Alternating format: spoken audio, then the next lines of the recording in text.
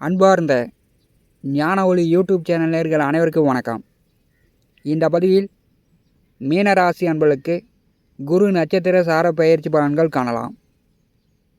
5 வருடங்களுக்கு ஒரு முறை தன்னுடைய சொந்த நட்சத்திர சாரத்தில் குரு பகவான் சஞ்சாரம் செய்வார்.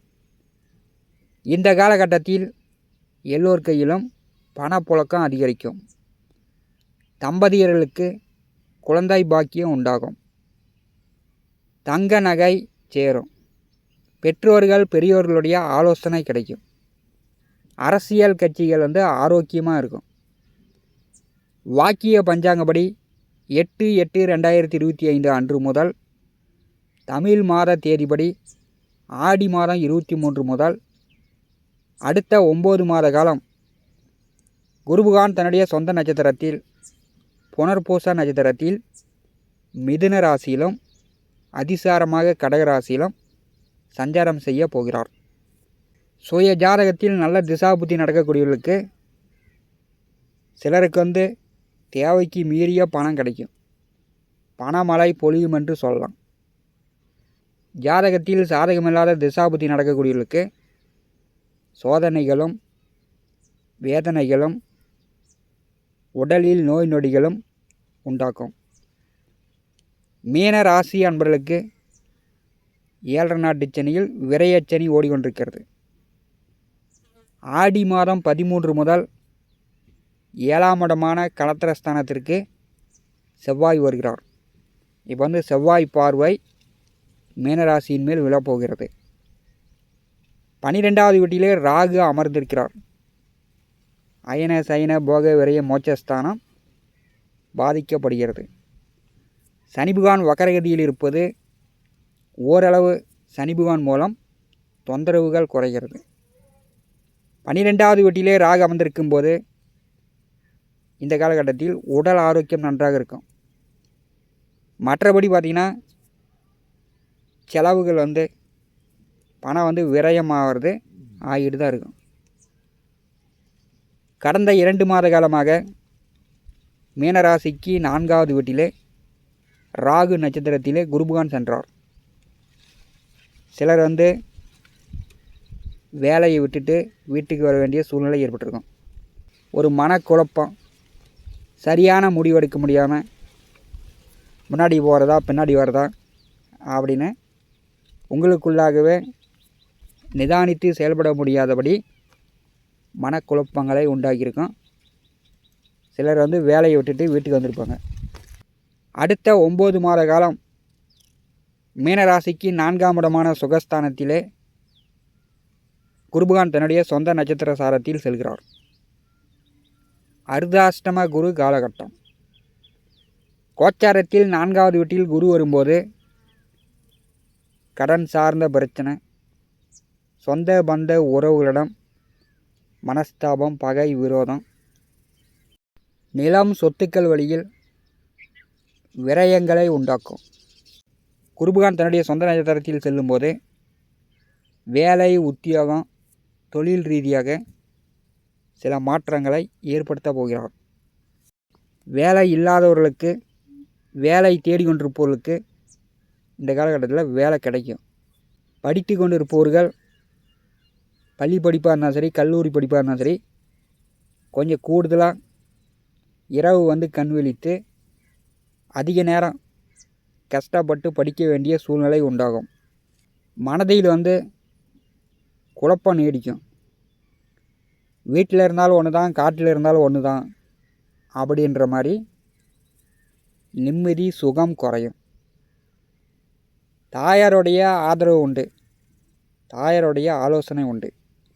4வது வீட்டிலே குருபகவான் தன்னுடைய சொந்த நட்சத்திரத்தில் செல்லும்போது தொழில், வேலை, உத்தியோக ரீதியாக சிலருக்கு லாபம் இல்லாமல் நஷ்டத்தை சந்திக்கக்கூடிய நிலை ஏற்படும்.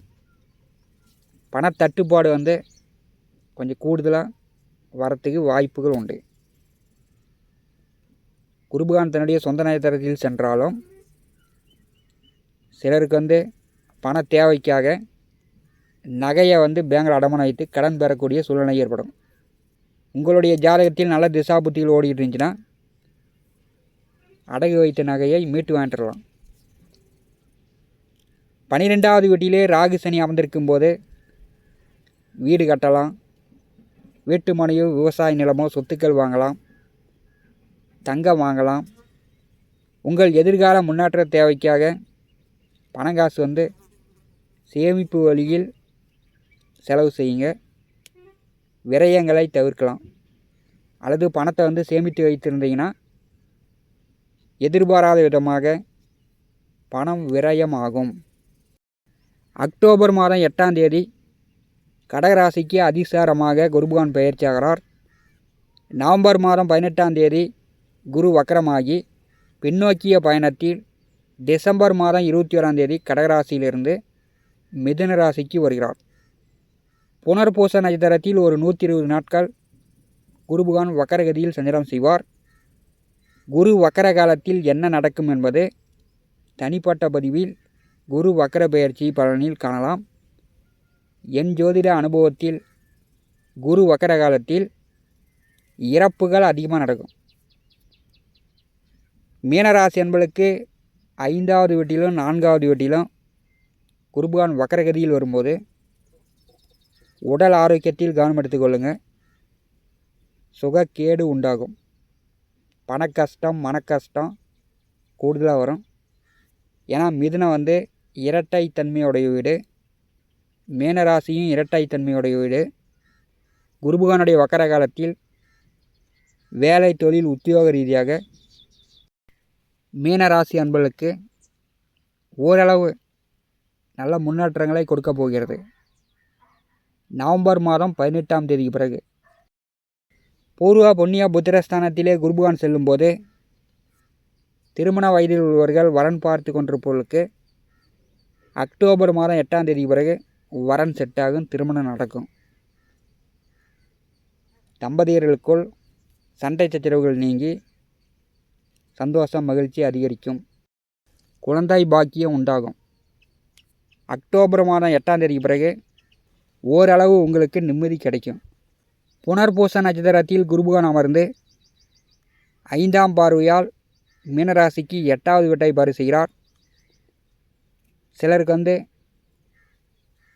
அடிக்கடி பயணங்கள், இடமாற்றங்கள், நண்பர்கள், உறவினர்கள், சொந்தக்காரர்கள் வழியில் மனஸ்தாபங்கள்,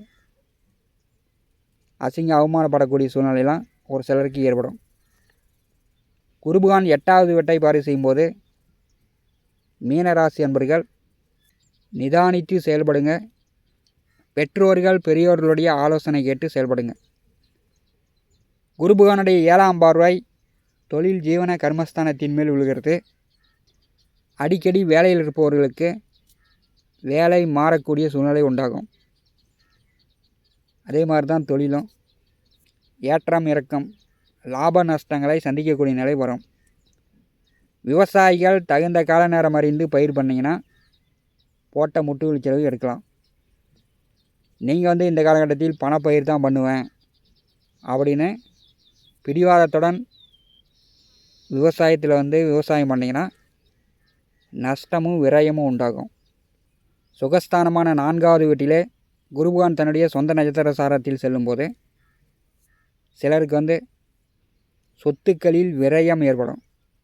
இந்த வாக்கியம், வரப்பு, தடத்து பிரச்சனை, பக்கத்து நிலத்துக்காரர்களுக்கு 1 அடி இருக்குது, அரை அடி இருக்குன்னு அவங்க பக்கம் சேர வேண்டியது விடக்கூடிய சூழ்நிலை உண்டாகும்.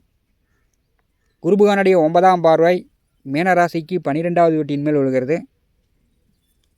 இரவில் அதிக நேரம் கண் விழித்து வேலை பார்க்கறது, படிக்கிறது இதெல்லாம் தவிர்க்க வேண்டும்.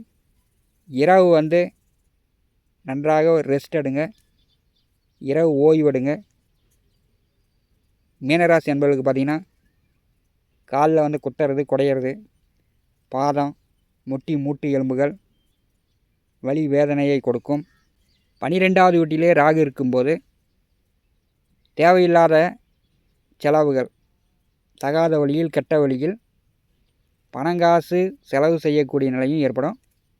இதெல்லாம் கொஞ்சம் கவனமாக இருந்துங்க. இந்த காணொலியை பற்றி உங்களுடைய மேலான கருத்துக்களை நம்முடைய கமெண்ட் பாக்ஸில் பதிவு செய்யுங்கள். நம்முடைய ஞான ஒளி யூடியூப் சேனலை பார்த்து கொண்டிருக்கக்கூடிய அன்பர்கள், இதுவரை சப்ஸ்கிரைப் செய்யாத அன்பர்கள் மறக்காமல் நம்முடைய சேனலை சப்ஸ்கிரைப் செய்து கூட இருக்கின்ற ஆல் பட்டன் அழுத்திங்க. தினந்தோறும் நம்முடைய சேனலில் ஜோதிட பலன்கள் பதிவிடப்படும். உடனுக்குடன் பார்த்து பயன்பெறுங்கள். நன்றி, வணக்கம்.